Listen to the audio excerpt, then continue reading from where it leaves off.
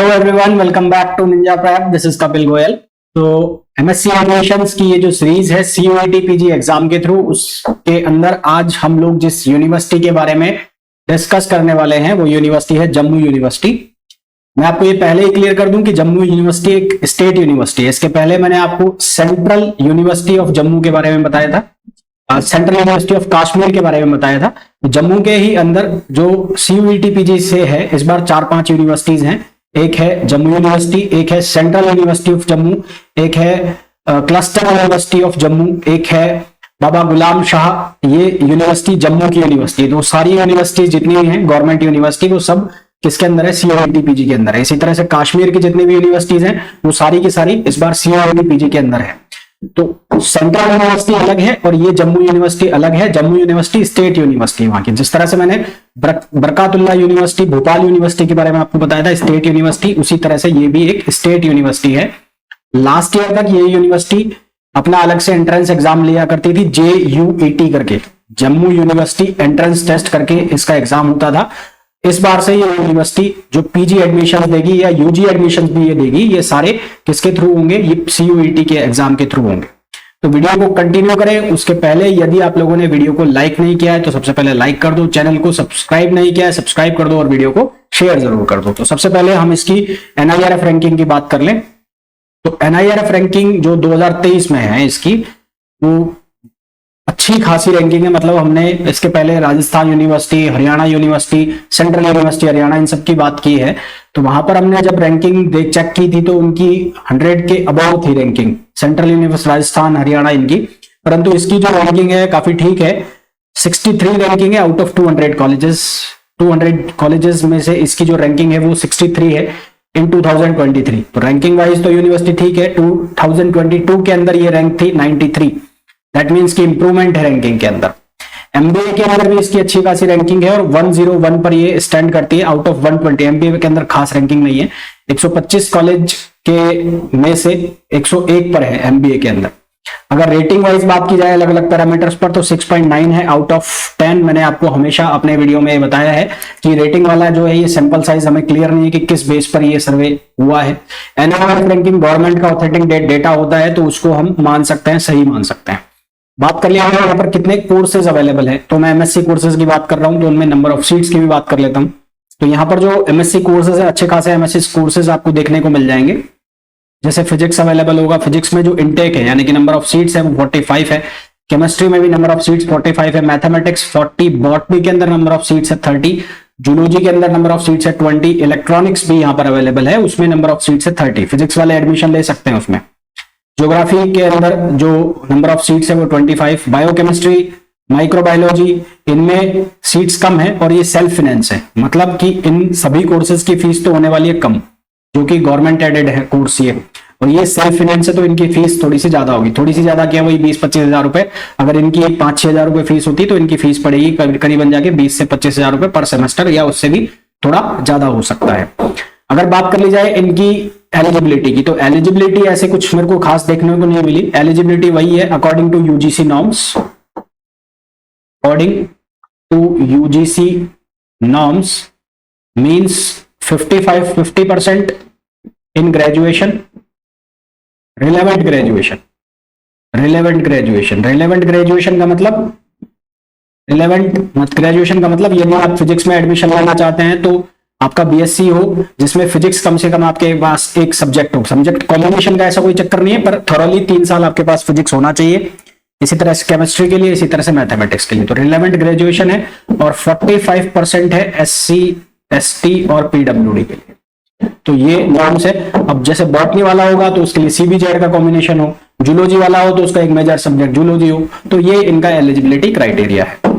बात करी जाए अगर यहाँ पर हॉस्टल फैसिलिटी क्या है, तो जम्मू यूनिवर्सिटी के अंदर कुल 5 हॉस्टल है, जिसमें से 3 जो है वो बॉयज हॉस्टल्स है, 3 बॉयज हॉस्टल्स है, 2 गर्ल्स हॉस्टल है। इनकी अगर सिटिंग कैपेसिटी इंटेक देखा जाए हॉस्टल्स का, तो बॉयज हॉस्टल्स में 97 एक में है, 122 एक में है, 120 एक में है। गर्ल्स हॉस्टल में 150 और 160 एक में है और 90 एक में है। यानी कि नंबर ऑफ सीट्स जो है हॉस्टल में कम है। अब इन हॉस्टल्स के अंदर यूजी वाले भी रहते होंगे, पीजी वाले भी रहते होंगे, तो हॉस्टल की थोड़ी मारामारी हो सकती है।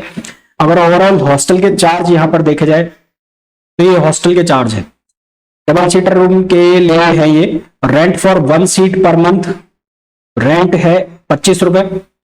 इलेक्ट्रिसिटी चार्जेस आपके लगेंगे 20 rupees. Miscellaneous charges per month आपके लगेंगे 20 रुपीज, तो अभी तक टोटल हो गए 65 रुपए।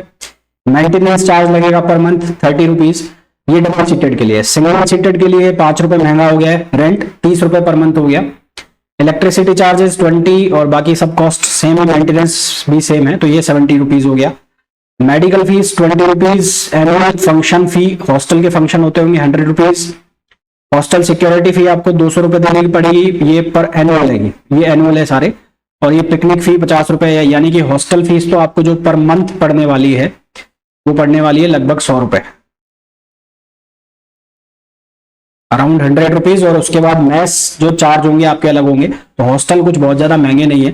अगर मैस के चार्ज आप 1000-2000 रुपए भी मान लो, 1500 रुपए मान लो, तो 1500 इंटू 10 महीने कॉलेज चलते हैं, तो 1500 इंटू 10 और आपके हॉस्टल फीस है 100 रुपए महीने, तो लगभग बहुत ज्यादा आपका कॉस्टली मेरे को नहीं लगता आपका इतना ज्यादा कोई कॉस्ट जा रहा है ना। मैस चार्ज मैं फिर भी ज्यादा बता रहा हूँ, हो सकता है और भी कम हो।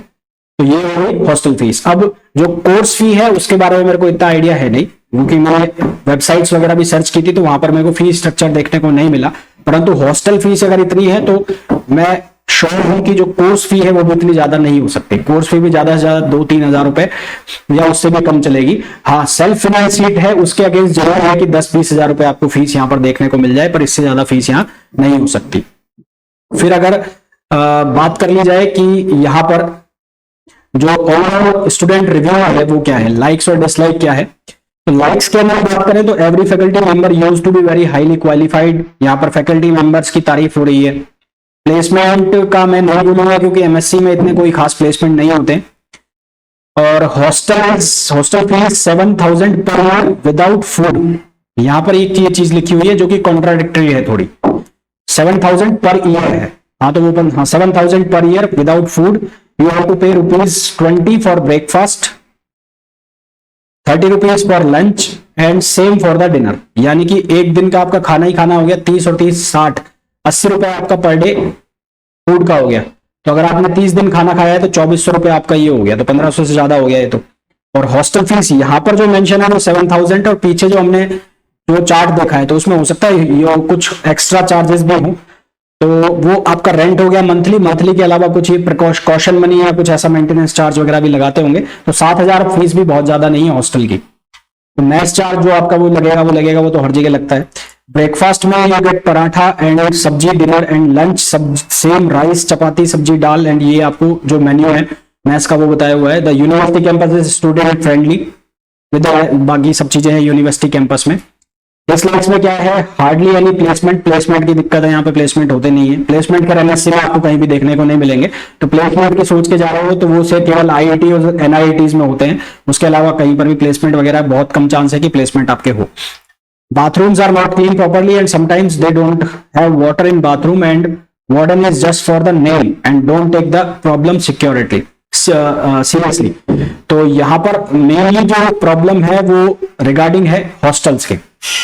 ये वाली जो प्रॉब्लम है वो हॉस्टल के रिगार्डिंग है कि हॉस्टल के जो बाथरूम वगैरह है वो साफ नहीं होते, पर ये स्टूडेंट रिव्यू में हो सकता है अब होने लग गए हों। तो ओवरऑल देखा जाए तो अगर हम बात करें तो फी वाइज इतना महंगा नहीं है। कोर्स यहाँ पर सारे अवेलेबल है जो आपको चाहिए होते हैं। और उसके अलावा अगर आप एक चीज देखते हैं रैंकिंग, तो रैंकिंग की बात करते हैं तो उसमें भी हमने यहाँ देख लिया कि रैंकिंग भी ठीक है। तो अगर किसी स्टेट यूनिवर्सिटी में आप एडमिशन लेने का सोच रहे हैं तो यहाँ पर आप एडमिशन ले सकते हैं। अच्छा, एक चीज मैं आपको बता दूं कि यहाँ जो क्राइटेरिया चलेगा SC ST का और जो भी क्राइटेरिया लगेगा वो स्टेट कोटा के अकॉर्डिंग लगेगा। स्टेट कोटा के अकॉर्डिंग मतलब कि जम्मू यूनिवर्सिटी, जम्मू के जो लोग होंगे जो ओबीसी में होंगे, जो SC ST में होंगे, उनको वो कंसीडर करेंगे किसमें, ओबीसी SC ST में। बाकी जितने अदर स्टेट के आएंगे उनको वो सब जनरल में लेंगे, है ना। ये एक रूल फंस सकता है आपके साथ अगर आप यहाँ पे अप्लाई करने की सोच रहे हैं। अप्लाई तो कर देना, पर आप ये कहो कि मैं कैटेगरी से हूं और मेरे को कैटेगरी में क्यों कंसीडर नहीं किया है, तो उसका एक कारण ये होगा कि ये एक स्टेट यूनिवर्सिटी है। तो स्टेट यूनिवर्सिटी में जो कास्ट का बैरियर चलता है, कास्ट का कोटा चलता है, वो पर्टिकुलर स्टेट के लिए ही चलता है। आउट ऑफ स्टेट जितने भी कैंडिडेट होते हैं उनको जनरल में कंसिडर किया जाता है। तो ये चीज मैं आपको बता दूं अगर आप यहां पर एडमिशन लेने वाले हैं तो। इस वीडियो में इतना ही, मिलते हैं नेक्स्ट वीडियो।